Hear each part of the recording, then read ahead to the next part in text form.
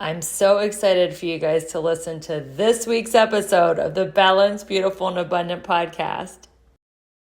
So, people are under the impression that soulmate love is there's an ease and a flow to it, not like a pain and a drama.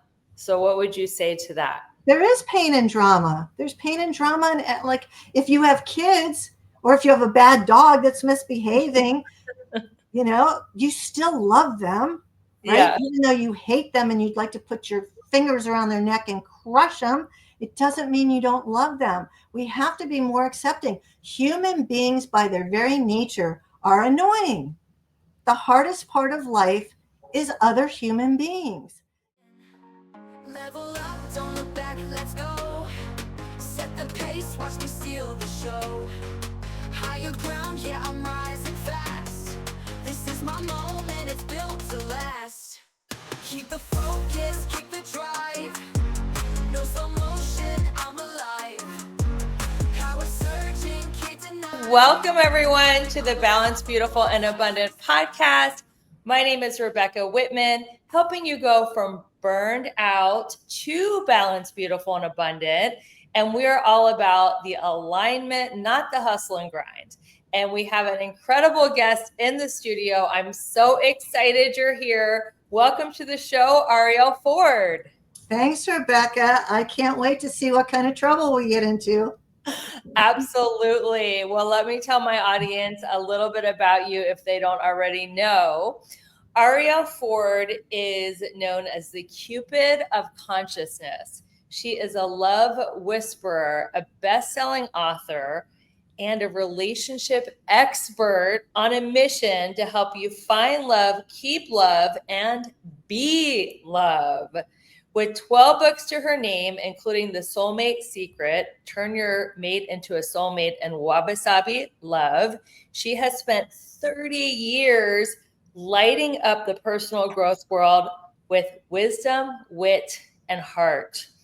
So, and she has a new book coming out, which is in her background if you're watching this on YouTube or on a streaming platform, called The Love Thief, which we're going to get into in a minute. But let's first talk about, this show is about helping women go from burned out to balanced, beautiful, and abundant. And before we hit record, you were telling me that you used to be a very intense type A adrenaline junkie, just like me and so many other people who listen to the show.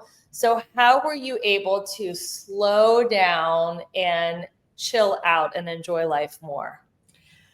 Yes. So I was hyper ambitious and I love to work and I especially love to make money. And every single day I made a to-do list and I loved crossing off things on my list. And if I did something that wasn't on the list, I put it on the list just so I could cross it out. That's how bad I was. And one day my husband sat me down and he had tears in his eyes. And he said, "We really need to talk." And I'm thinking, oh shit, what happened? He said, "I'm very worried about you." He said, "I'm worried that you're going to die." And I said, "But I'm not sick." He said, "Not yet." He said, "The rate at which you're working, given all that you are going through, I'm afraid you're going to get sick and die just like your sister."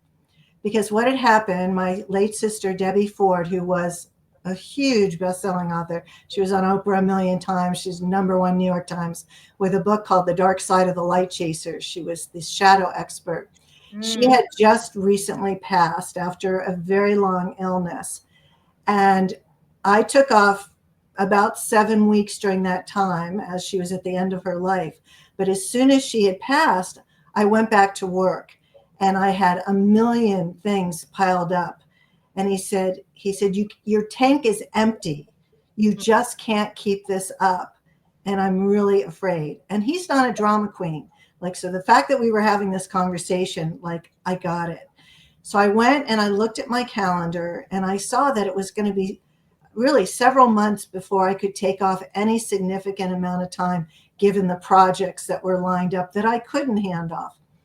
So finally, I made a plan. And the plan was that on August 1st, I was going to shut down completely. What that looked like was no email, no texting, no phone calls, no nothing, just absolutely nothing, just me and Brian and what I called my bat phone for my mother so she could reach me because she had just lost a daughter, so I couldn't abandon her. And I thought, okay, I'll do this for 3 weeks. And I booked us at the Four Seasons Bora Bora and some other cool places and just thought I'll go to the spa, I'll rest, I'll read some more, we'll have great dinners. And at the end of 3 weeks, I thought, oh God, this isn't enough. And so we got home by that point, and I made appointments with the acupuncturist, the chiropractor, the massage therapist, sound healing, you name it. I was doing self-care to the max. And after another 3 weeks, I thought, oh, I'm really starting to like this. And it's not enough. So finally, at the end of 108 days, I called my business partners and I said, I was planning on coming back. And I see now that Brian's right, that I can't ever go back to living the way I was, that I could die. And I don't want to die, not yet anyway. And they said, okay, how many hours a week can you work? We'll take whatever you can give us. And I don't remember exactly now because this is now 13 years ago, but it was something like 15 hours a week. And mainly I was doing it because I sort of missed the excitement of some of it. And I had all these benefits that I didn't quite want to give up yet. So that was the start of my process where I was actually number one on my to-do list every single day. And I would take care of what needed to be taken care of. And since that time, I've gotten better and better and better at it to the degree that for the last 2 years, I haven't worked at all. And I wake up in the morning and I have these practices that I do in bed. I do a heart math, inner balance app. I have some prayer stuff. I do some focusing. I make my shopping list, and then I just ask myself, what do you want to do today? Or what do you want to do first? And that's all I do. I do not plan the day. And sometimes if I don't know what I want to do, it's like, okay, what do you want to do for the next 5 minutes? So I got really good. And part of this process was to not have any deadlines or responsibilities. Now, along the way, I did a few things, and we don't have time to talk about all of them, but one involved 19 days on the cruise of a lifetime around Italy and France, which ended up with me in the ICU for 9 days with double pneumonia and COVID. That was quite a trippy experience. You caught pneumonia on the cruise? The second day I was there, I ended up in the ICU. Like I woke up in the ICU. I didn't even know I was sick. Those cruises can be petri dishes. I got I think they called the norovirus or something on a cruise, and it was awful. The sickest I've ever been. Yeah, well, this was trippy. And then in April, I went to India for 16 days to go to a wedding, one of my best friend's kids' wedding. But other than that, there hasn't been much I've been doing. And people keep saying to me, oh, you should write a book about this. And I said, that's the last thing I should do. I don't want to write another book. I've actually written 12 books. I don't want to write another book to tell people how to relax. There's so much out there on self-care already. They don't need to hear it from me. But what I've learned since then was that really it was a true addiction. I got a lot of good brain chemistry every time I would accomplish something. And my whole identity up until 13 years ago was my accomplishments. And now I realized that I don't have to have a quote unquote purpose to be on the planet, that I could be here just to be a pleasure puppy. A pleasure puppy. I love that. I love that you coin phrases, because you also coined the wabi-sabi queenager. Tell us about that phrase. Great. Well, first I want to tell you how to be a pleasure puppy. Just in case you need to know. So when women get angry, bitchy, stressed out, part of the reason they can't manage it is because their oxytocin levels are very low or on empty. Mm-hmm. Oxytocin is the love hormone, the bonding hormone. And in women in particular, there's lots of ways to build oxytocin. So some of them are getting a 20-second hug multiple times a day, petting your cat or dog, getting a massage, getting a mani-pedi, having your hair done, going shopping. Now, here's why it's so good. Because when you're shopping, and it can be in a store or online, you're feeling, tasting, touching, smelling, textures, colors. So in person, of course, it's better. But if you're shopping online, fill up your shopping cart. Don't hit buy now. Just fill up your shopping cart and it rebuilds oxytocin. So my lesson to So people, you don't even have to buy it. Just by filling up the shopping cart, you get an oxytocin fix. yes, you do. Good. So, if you are making a to-do list every day, number one on your list every day should be, how am I going to be a pleasure puppy? So if you're doing yoga or meditation or drinking green drinks, that doesn't count at all. Those are good health habits, but they aren't bringing you pleasure as something new and different would be. And it could be as simple as, oh, I'm going to have my favorite piece of Dubai chocolate after dinner, or I'm going to walk around the corner and get my favorite latte if you're just making drip coffee at home. Think of one thing you can do. And if you can't think of anything, then just put on your favorite song. Like if I can't figure out what else to do, I just go to YouTube and I Google Andrea Bocelli, The Prayer, and I turn it up to high. And when I'm done, I'm happy. So being a pleasure puppy is important. So we're supposed to find one thing every day that Every is day. pleasure. That's our number one assignment. If you're listening to this show, we got that one. That sounds fun to me. Now, I know you did a great TED Talk. I saw it last night. What is a wabi-sabi teenager? Tell our audience that. Okay, so wabi-sabi is an ancient Japanese aesthetic that honors all things old, worn, imperfect, and impermanent, and it seeks to find beauty and perfection in imperfection. And a queenager is a woman at midlife or beyond who lives as freely as when she was a teenager. So she does what she wants to do, when she wants to do it, and she doesn't take direction from anybody else. So when you're a wabi-sabi queenager, you can just keep looking for the beauty and perfection in your own imperfections and those around you and go out having fun.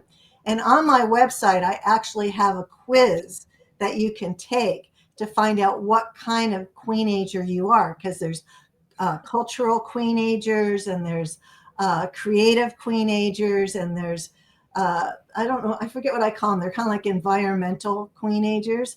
So you can take the test and then you can be more in your queenager lifestyle.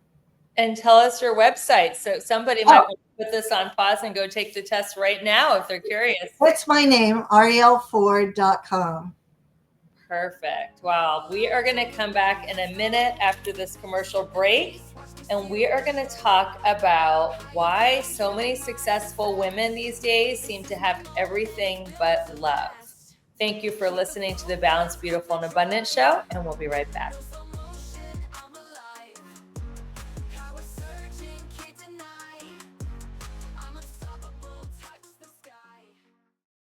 Let's be real. It shouldn't feel so hard to feel just functional.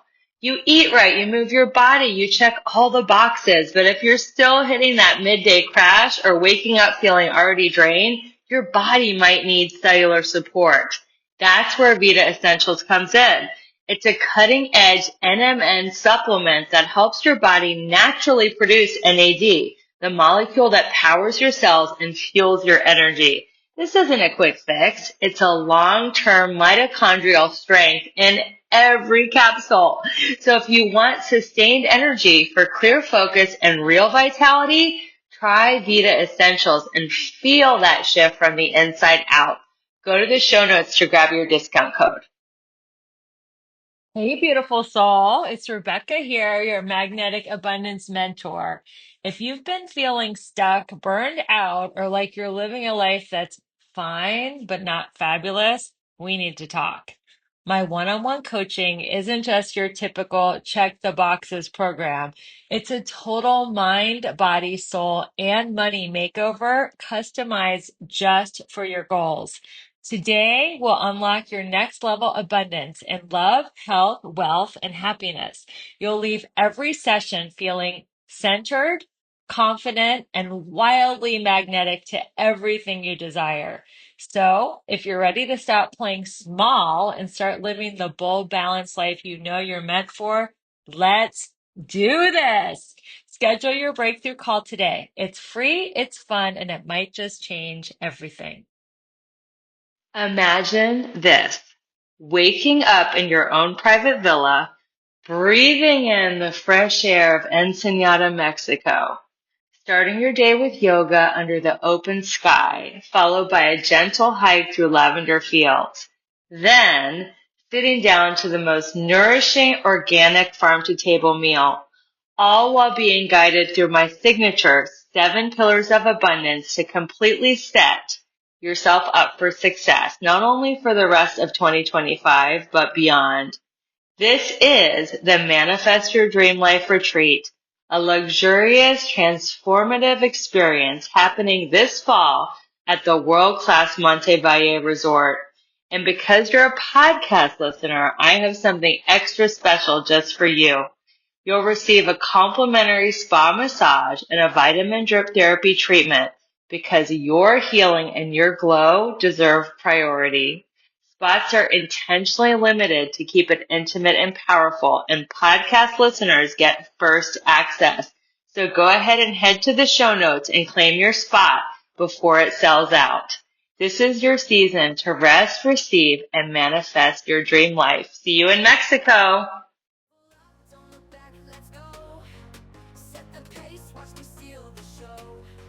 Higher ground, yeah, I'm rising fast. This is my moment.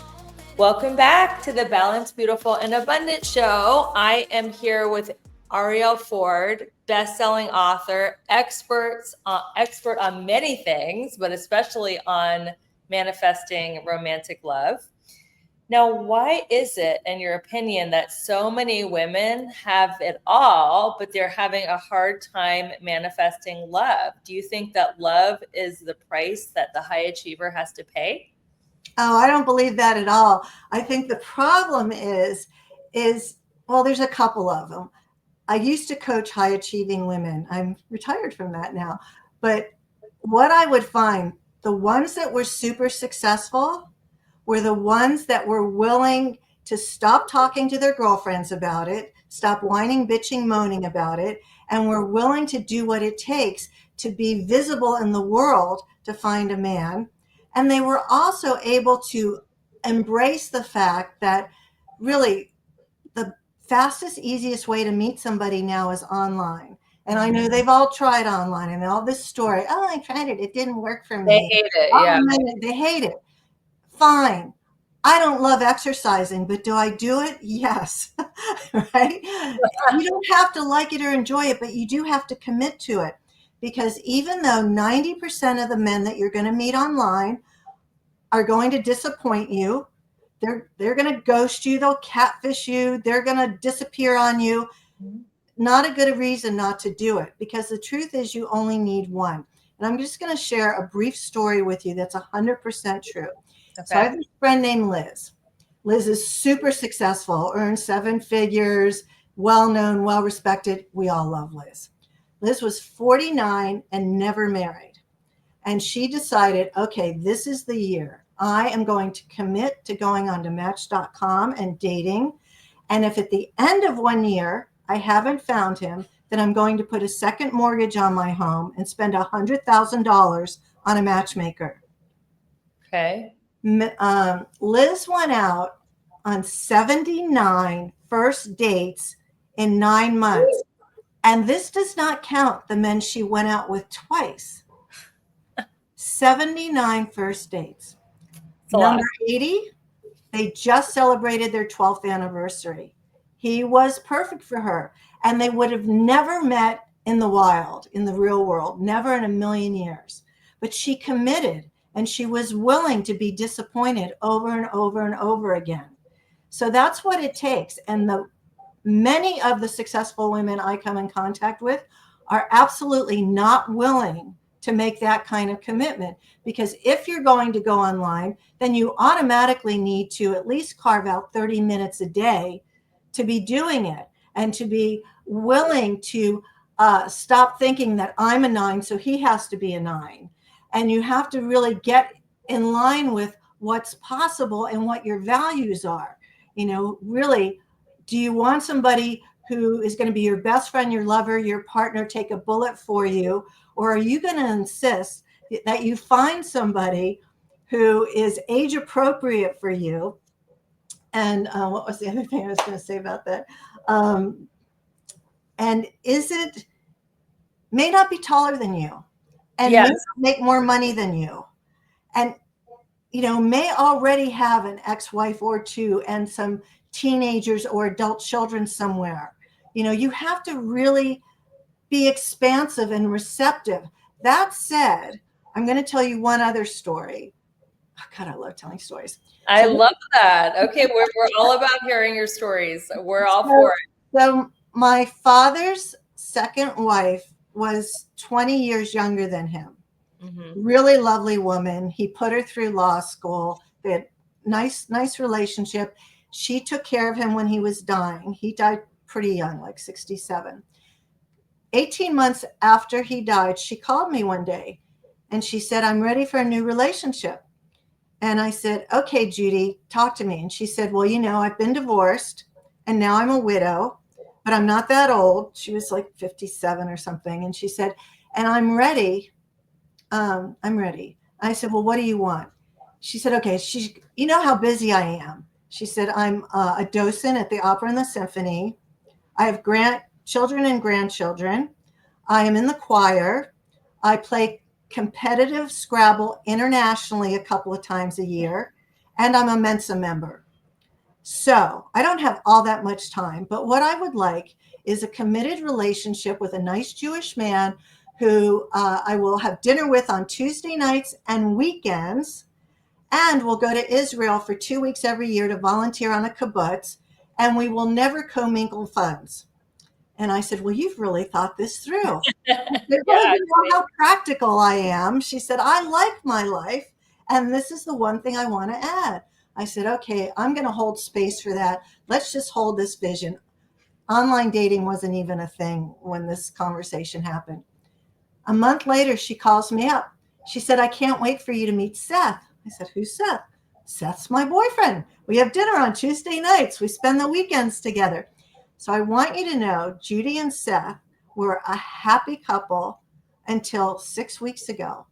And the only thing that happened was Seth at 87 died. It happens. So you teach to write down everything you want on a list and be very clear. But then you're also saying, don't be so picky about height and age difference and all that. So how do you explain to women to write down? It's a paradox, right? Okay. On the one hand, we want to be specific and have clarity about what it is we desire. And on the other hand, if we're heart-centered spiritual women, we need to be detached from the outcome.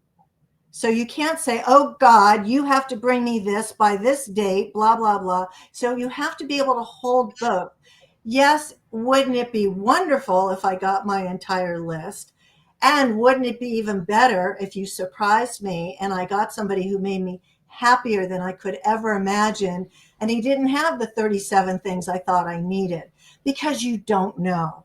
And I discovered this really now that I'm in like 27th year of being married, that every day I'm still surprised by what I'm learning about Brian. And did I get 100% everything on my list? Almost. I had 48 items on my list. There were only 2 that I didn't get, and neither of them were really that important. So these days, what I'm trying to explain to women, especially at middle age or older, is that you have to rethink Like, what kind of relationship is my soul most calling for? And it could be when you were 32, you wanted to have a traditional monogamous marriage, white picket fence, 2.5 kids, and a golden retriever. But now at 48 or 54 or 63 or whatever, it would be great to have a committed relationship, but maybe not even live together. Maybe not even in the same city. Maybe you just manage to see each other twice a month. What is it for you that's going to make the most sense, as opposed to wanting the same wish list that you had 20, 30 years ago? So when I'm talking to women, I'm telling them, let's start with, what does this relationship look like really? Where are you living? Where is he living? What's the lifestyle? Clearly you're not doing what our friend Allison Armstrong says, is you are not looking for the hairy version of yourself. Exactly. Yeah, we talked about her. And how do you want to feel around this person? Make sure you add that to your list. Well, that's the most important thing. How do you most want to feel when Yeah. you're with them? And, for the most part, humans all want to be loved and accepted, most importantly. And the feeling we most need is we need to feel emotionally and physically safe. Yes. Those are, definitely must-haves on the list. Emotionally and physically safe, feel seen and heard and accepted and respected. That's critical. But the rest of it, like this one, I remember this one client I had, super, super successful in the corporate world and brilliant, but 62 and never had a serious relationship, hadn't had sex in 10 years, and just decided she is going to make this happen. And she was willing, no matter what I said to her, she went and did it. I just got an email from her 48 hours ago that they're engaged. She's never been happier. He treats her like a queen. He was worth waiting for. So it's all possible. But first, you need clarity, and then you need to be willing to hold a paradox. Yeah, the paradox is having clarity and then surrendering it to God or the universe, and being open-minded and open-hearted to how your partner shows up. And where? Yes. So what do you think the biggest myth is in our culture about attracting your soulmate? I think one of the biggest ones is that we each only get one big love in a lifetime, that there's somehow this limit on soulmates. And I define soulmate as somebody that you can first and foremost be yourself with, somebody with whom you will share unconditional love. And when you look into their eyes, you have the experience of being home. So if you accept that as a soulmate definition, then the truth is we all have many soulmates in our lives. It could be our parents, our kids, our siblings, our best friend, our coworkers, our cats, our dogs. And so rather than walking around with this feeling of love deficit, I don't have any love in my life, which we now know is not true. Fill yourself up every day, fill up your love tank by reminding yourself just how much love you already do have. Yes. I think from movies like Jerry Maguire, You Complete Me, and love songs and poems, there's this myth of the one. So I love that you say we can have many soulmates. So what is the difference, in your opinion, between soulmates and twin flames? So I'm just going to tell you my opinion on this because there's no hard evidence anywhere. As I just explained, we all have lots and lots of soulmates, and it's great to have a soulmate life partner. My understanding of twin flames is that there are two parts of the same soul, and that most of the time, twin flames do not reincarnate together. It's rare that they do. And when they do, twin flames, from what I understand, often have a harder than normal relationship, that it comes with a lot of baggage and karma. So I know people are looking for twin flames. And part of that is because we've all bought into this myth that the state of being in love is love, and it's not. The state of being in love is your brain on drugs, some of the finest drugs you could possibly imagine. It's your brain cascading dopamine and adrenaline and oxytocin and serotonin and things I can't even pronounce. And it usually happens at the beginning. It's this high chemical attraction. It's nature's trick to get us to procreate. And we're in this state, oh God, I've never been seen or felt like this. And there's champagne bubbles going through my veins. And I love you so much. And I know we're meant to be together. And you're having this experience with a stranger. A stranger. You know nothing about them. And what's also true is this incredible drug high doesn't last. Yeah. Generally, it's 3 months. And if you're super lucky, 3 years. And then it goes away. Now, it doesn't mean that there aren't good feelings to love, because there are. However, this drug high is pretty much gone. Now, if we have time and you want, I can tell you tricks to recreate it for short periods of time. But basically, I call the state of being in love the socially acceptable form of insanity. You and Shakespeare, right? Did he say that? Did he steal that from me? A lot of his, plays are about the insanity of being in love and the crazy things that people do under that cocktail of hormones, although he did not word it that way. But I am going to cut to a break. Yes, when we come back, I want to know exactly how to reignite the spark, because you also wrote a book about how to turn your mate into your soulmate. So maybe somebody's listening and they're like, I'm kind of bored. I've been married for decades, and this person is kind of feeling like a roommate or a platonic friend. Let's talk about how to spark that romance up after a quick commercial break.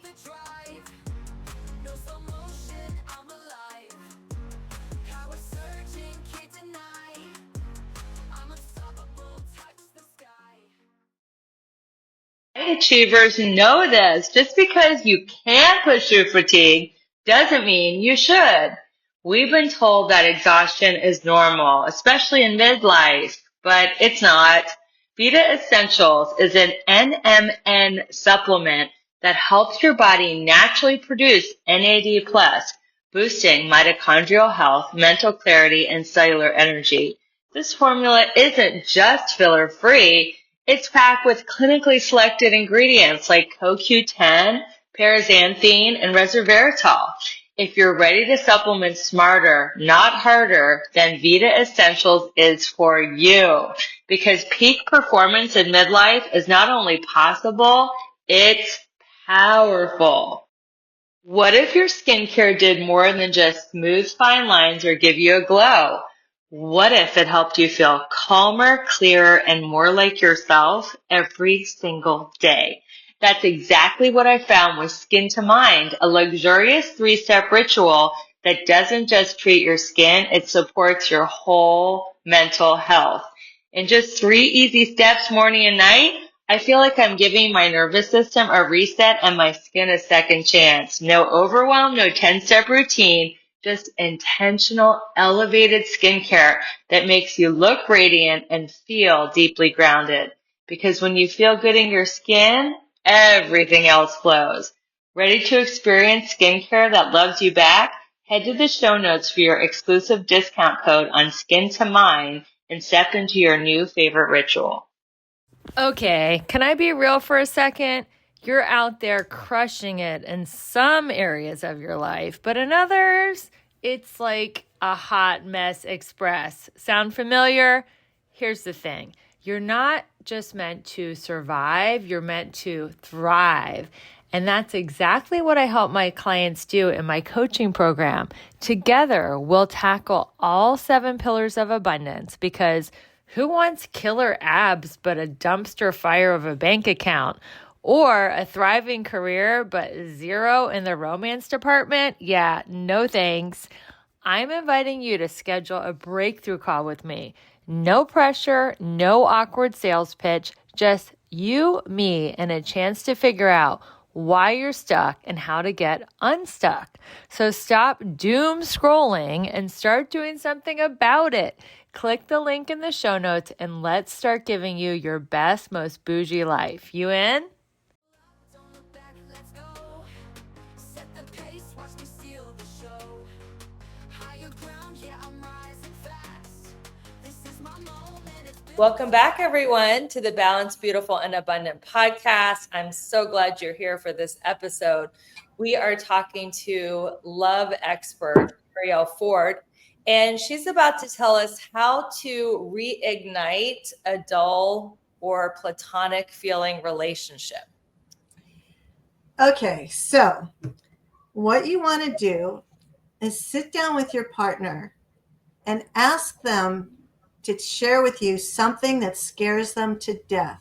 For instance, jumping out of an airplane, bungee jumping, level 4 or 5 whitewater river rafting, roller coasters, scary movies, race car driving.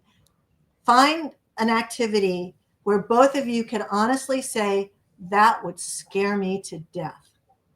And then I want you to go do it together at the exact same time, because what happens is adrenaline mimics the being in love story. So when you both have a shared, and it has to be shared, near-death experience, your brain's on fire, and on the way home from the airport or the bridge or the rafting, book a hotel room. Now, it's not going to last, but it is going to spark something, because it is kind of normal that as we age, our hormone levels settle down. You know, that appetite, that sexual appetite goes away at a certain point, or it certainly mellows out. That's kind of normal. But what comes instead is the deep intimacy and the comfort and the reliability of having this partner who will take a bullet for you.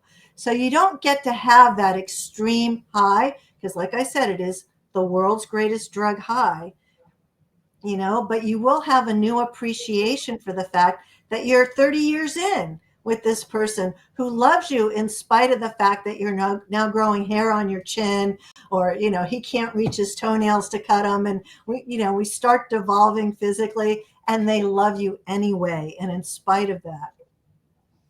All right, well, you heard it here. Go do something crazy, jump out of a plane, but we don't take any responsibility for injuries on this show. So what is the energetic shift that people need to go from attracting emotionally unavailable partners? I know attachment theory is really big right now. Yes. How And do we switch from calling in someone who's emotionally unavailable to calling in someone who is secure in their attachment style? I'm not sure about the call. I would use calling in as a way to describe it. I would say I would use discernment when you're meeting people. Yeah. You know, so if you're somebody who is with a man of a certain age, and let's say he's 48 and he's never had a serious relationship, what else do you need to know? You think you're going to change him in some way? But You what know, about your client? She was 62 and she had never been married. that's right. And she was also going to therapy, and she was willing to date online and make a difference and change herself. So yes, that's true. But if you don't want to be with an avoidant unless you're an avoidant.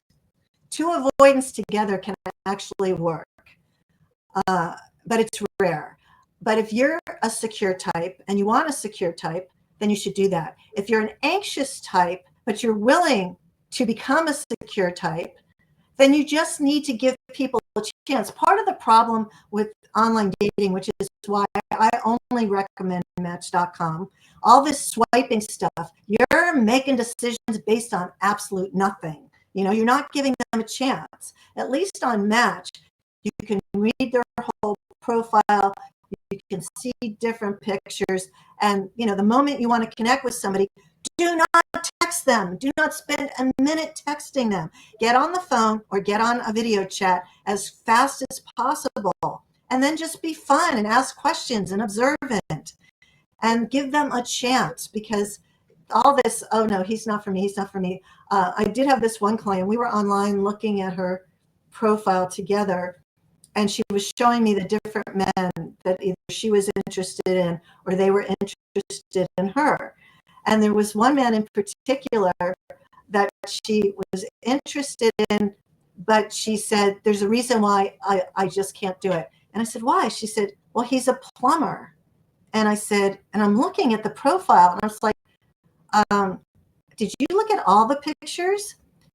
She said, well, no, not all of them. I said, there's a picture of him with a dozen plumbing trucks behind him. Yes, he's a plumber, and he owns the company. And did you miss the fact that he went to Stanford and that he has a beach home? Wow. Yeah, well, it He turned sounds out like it he was didn't quite work a out. catch. You know, he was actually a little too snobby for her. But the fact is, that's what you're missing when you're not paying attention. So if any woman out there who's listening, if you really seriously want to find love, then get a coach. I'm sure you have coaches for your business. Get a love coach, and not just any love coach. You want a love coach who's in a happy relationship. Yeah. Because just like you wouldn't take financial advice from a poor person, do not take love and marriage advice from a single person. Okay, if they're recently divorced, I don't have a problem with people getting divorced, because sometimes even soulmate relationships have expiration dates. But do not take relationship advice from other women who are jaded and judgy and in your way, and find an expert out there who's going to hold your hand and show you what you're not seeing and encourage you to go after, your biggest dream. Exactly. Women take relationship advice from their friend who's totally jaded, negative, cynical, is constantly talking down about the opposite sex, and then they're wondering why it doesn't work. That's like hiring a personal trainer who's overweight and a chain smoker. Exactly. You wouldn't want that person to be your trainer. It's so important to find a coach who's in a happy, loving relationship. What do you think about this trend about open relationships and polygamy right now that's happening? Okay, so I'm 100% anti-polyamory. Why? Because I've looked at it up close and personal with people who say they're doing it, and it never works. When there's 3 people in a relationship, one person's going to get booted out at some point and get their heart broken. And if you don't want monogamy, well, then you just need to be upfront about that. If you're still sowing your wild oats, open marriages, do they work? I don't know. Maybe they work for some people. It just would have never been my preference. It's not certainly what I didn't want, so I don't have it. But I think that's why you have to get back to your values. What do you want your relationship to look like? What kind of person do you want to be with? What are the qualities that are most important to you? And then don't settle, but also give them a chance. Don't decide after, one coffee date, oh, this will never work. My friend Carol Allen, who is a brilliant dating coach, always says, if they don't totally gross you out on the first date, give them a second chance. That's funny advice. Now, did you meet your husband on Match.com? No, Match.com didn't exist when How did we you met. meet your husband? So that was what got me to write the Soulmate Secret, because what happened was I woke up one morning. I was 43 years old. I was lying in bed with my eyes closed, and I was feeling around looking for my 25-pound cat. And all I got was this big, empty expanse of bed. And I had this thought was, oh, shit, I forgot to get married. And I'm lying there thinking, how did I get to be 43 and not married? I have this incredible career, lots of friends, cute sports car. I own a condo in Beverly Hills. Like, I had everything, but I was alone. So I'm thinking about it, and I thought, well, what did I do to make my business happen? So I got out a piece of paper and I wrote 9 pages of notes of all the woo-woo manifestation, prayers, processes, rituals I did to manifest the life I was leading. And then I decided to just implement them with the focus and attention on being my love life. And sometime after that, and I can't tell you how long, because at this time I was never thinking I'm going to be a love expert or write a book. Sometime after, I went to a business meeting out of town, and we met. And I knew, and he knew, and everybody else in the meeting knew. And 3 weeks later, we got engaged. And even though we got engaged, I said to him, "We're not getting married for a year." I'm quoting Dr. Pat, you need 12 months, 4 seasons to know somebody, because I knew I didn't know him. I knew I had this feeling like we were supposed to be together, but I didn't know him. And at this point, I wasn't about to risk everything on a stranger. So we got to know each other, and a year later, we actually had 3 weddings. 3 weddings. That's incredible. Now, what was your career that you were so successful at before you became a love coach? At that point, I had a PR firm and a literary agency, and my PR clients were Deepak Chopra, Marianne Williamson, Louise Hay, Wayne Dyer, Don Miguel Ruiz, Neil Donald Walsh, Gary Zukav, all of them. I launched Chicken Soup for the Soul, like all of them. Amazing people, yeah. Yes. So did you work hand in hand with Louise Hay to create Hay House? Because no, I did not create Hay House. I was at that point doing PR for Louise and booking her on media and stuff like that. I had nothing to do with the creation of Hay House, which she and Reed Tracy built from scratch from her apartment in Santa Monica. You were representing Louise Hay as her publicist? Yes. That is the who's who of transformational leaders. I love this. So you said you did all the things that you were doing in your career to be so successful to manifest your soulmate. What is the most overlooked spiritual practice to call on your love that our listeners might be missing? I would say it's what I call my love gratitude process. So I still do this today, but with a different intention. So what the love gratitude process is you sit down with a pen and paper and you make a list of at least 10 people in your life that you love, that love you. And before you go out of bed, you focus your attention on your heart. You imagine seeing them inside of your heart, and then you send them a wave of love. And you do that at least with 10 different people every single day.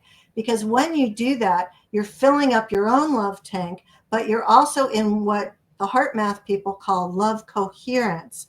And you're sending out your electromagnetic field an additional 25 feet.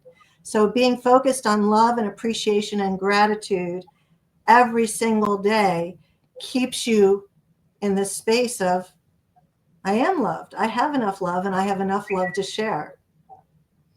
So you don't just attract love, you are love, and then who you attract mirrors what you are being. We attract from our beingness, not our doingness. Yes. Beautiful. So a lot of women here, like myself, we're recovering perfectionists. And you teach the principle of wabi-sabi as an art of embracing imperfection. How can we apply that principle toward ourselves? The first thing you have to really understand is that you will never be perfect. You just never will. And nothing you do will ever be perfect enough. Mm-hmm. And who you are is enough. So you've got to just constantly, and it may be an hour by hour thing, that you're willing to live and be with good enough. You have to embrace good enough, because you just can't be perfect. And even if the only people you want to be perfect ever is like your surgeon. If they've got to take your gallbladder out, you want them to be perfect. If they're going to cut open your skull and take out a tumor, you want them to be perfect. But other than that, you have to be willing to live in a world of good enough. And, it's just it's an emotional management thing. Do you want to get it done and have it be good enough, or do you just want to torture yourself? I'm not perfect. You're not going to be perfect. You're never going to be pretty enough or thin enough or rich enough, but you can be good enough. I like to say that messy is the new sexy. Oh, I like that. Because if I give myself the permission to be messy, then it takes the pressure off. And who wants to feel pressure? That goes back to the beginning of our interview. Like, we're recovering from that type A adrenaline pressure.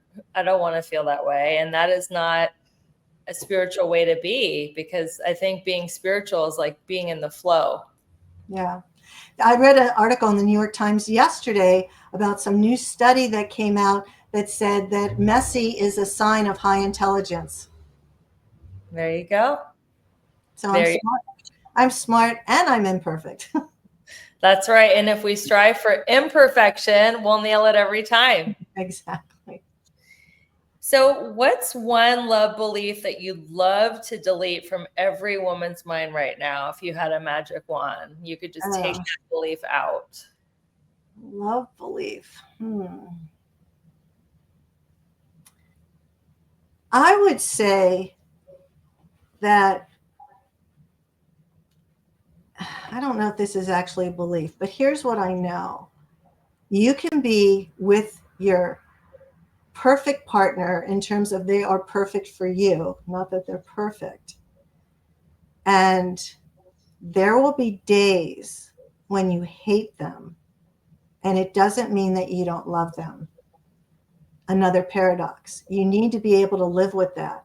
So just because they're doing and being things that are highly annoying, which they will, and they won't change because they won't, can you just love them anyway? Or as Dr. Laura Schlesinger says, if they're doing something, is this a good enough reason not to love them?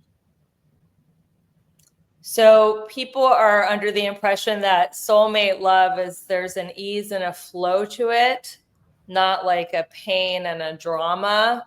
So what would you say to that? There is pain and drama. There's pain and drama. And like if you have kids or if you have a bad dog that's misbehaving, you still love them, right? Yeah. Even though you hate them and you'd like to put your fingers around their neck and crush them, it doesn't mean you don't love them. We have to be more accepting. Human beings, by their very nature, are annoying. The hardest part of life is other human beings, and what you have to do is, you chose somebody, they chose you, take the whole package. And if you need help, get help. There's plenty of good couples therapists out there. It's okay. The Obamas have been in couples therapy for 20 years. There's been rumors that they're getting divorced, but I don't believe it. No, it's definitely not true. And both of them have addressed it, because that's the society we live in, because she's a strong woman who does what she wants to do. And she decides not to show up at somebody's, swearing in. I can understand why she didn't go. She didn't have to go. She chose not to go. I actually admire her for that.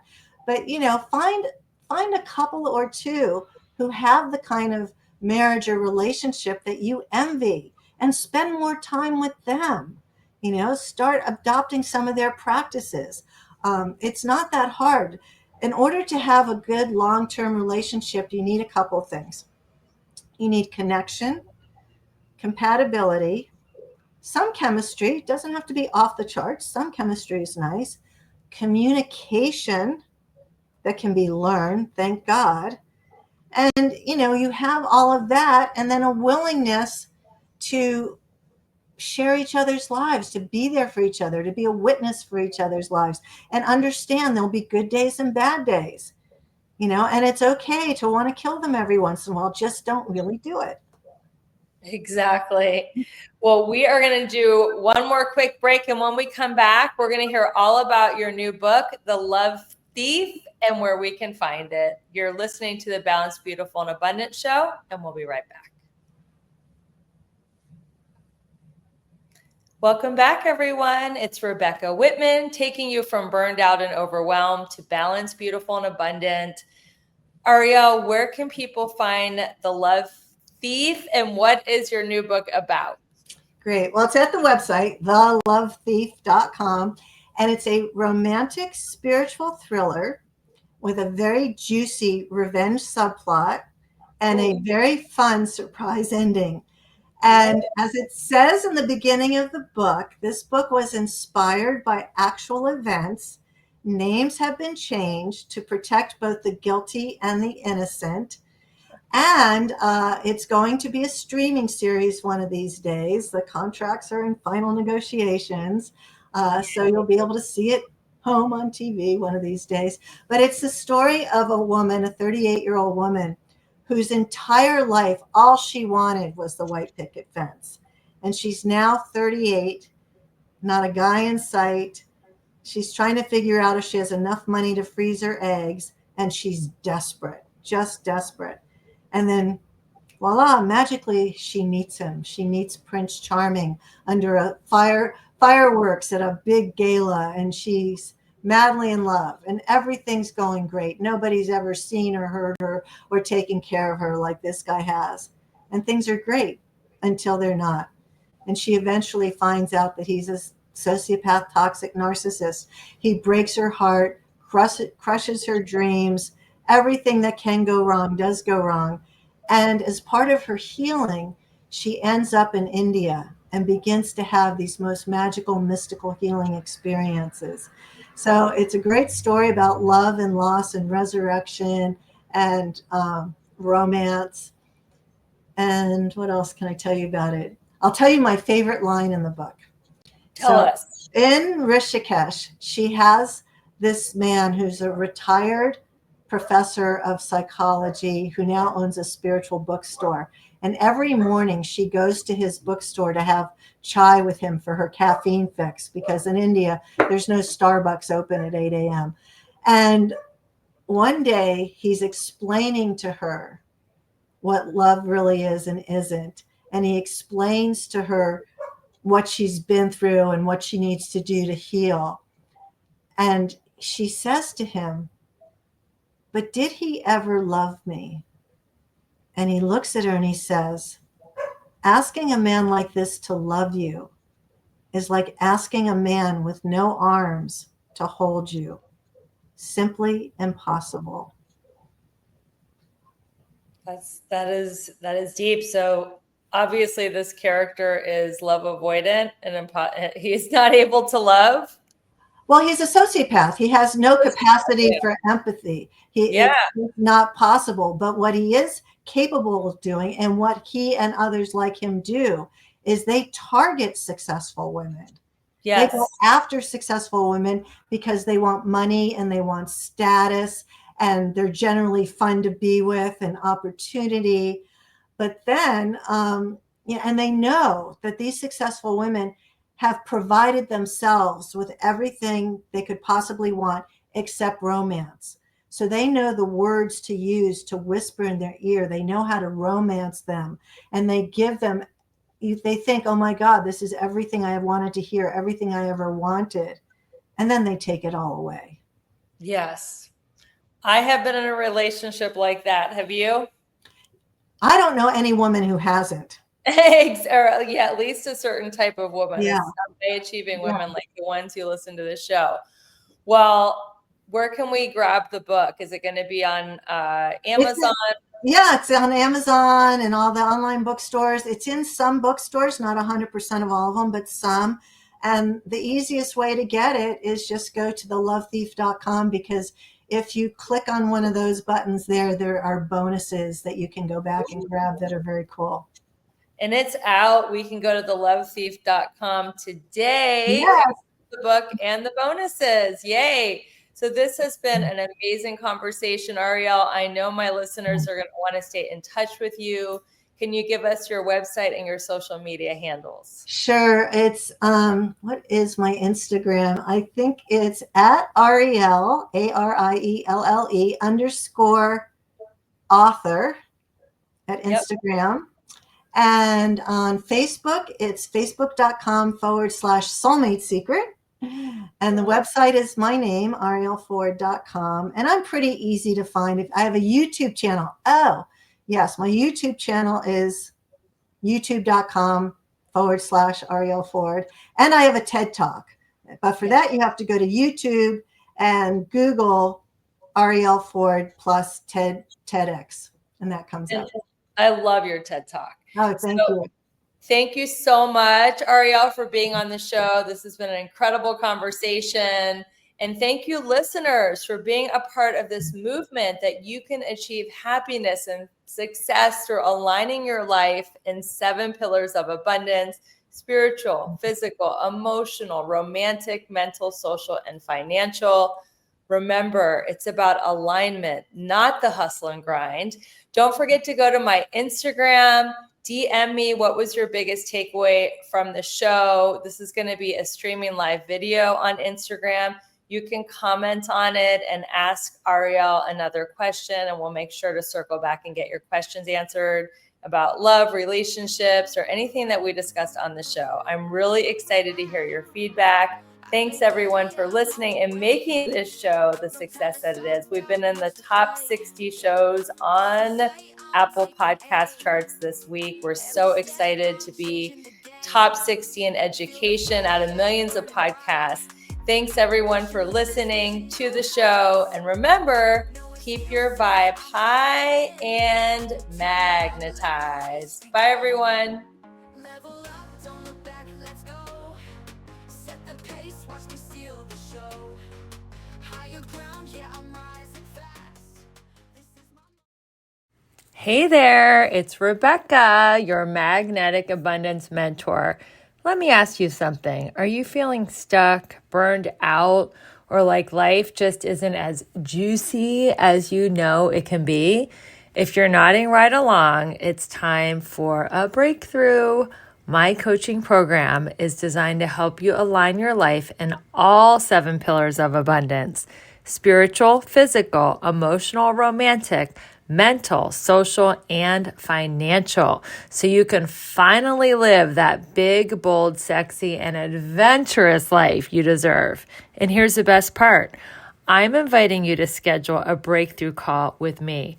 No pressure, no sales gimmicks, just a genuine chance to experience my coaching firsthand and get crystal clear on what is next for you.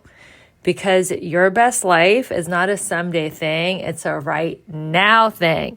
So click the link in the show notes to book your breakthrough call and let's start making magic together. Your next level is calling you. Have you ever opened your eyes and already felt drained or hit a wall by 2 p.m. even after doing all the biohacks? You're not alone. Thousands of us are walking around with low cellular energy and we don't even know it. That's why I take Vita Essentials. It's a high-quality NMN supplement that helps your body naturally produce NAD+, the molecule that powers your mitochondria, brain, and body. 1 or 2 capsules a day equals long-term energy, clarity, and strength from the inside out. Because running on empty is not a vibe I'm bringing into this next chapter. Go ahead and grab a discount in the show notes.